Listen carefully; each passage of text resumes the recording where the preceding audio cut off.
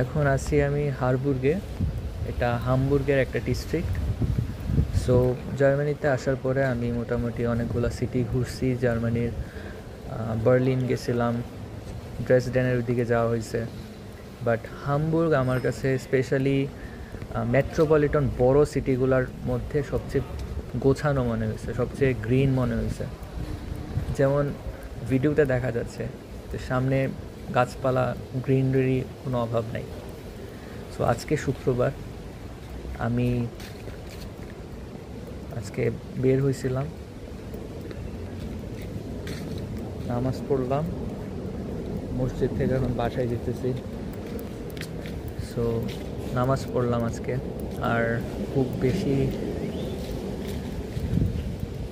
অনেক বাতাস আজকে, বাতাস। মানে এইখানে এই টাইমটাতে শীত নামতেছে আস্তে আস্তে।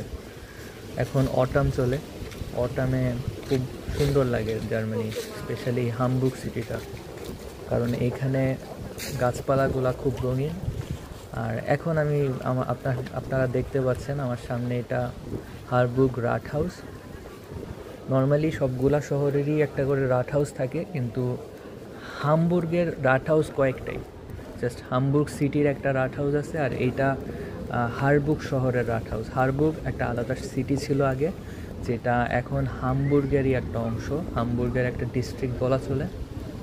সো আমার বাসা থেকে জাস্ট 2-3 মিনিটের ডিস্টেন্স, বাট জায়গাটা অনেক শান্তির। এই এলাকায় সবচেয়ে বেশি টার্কিশ মানুষরাই থাকে।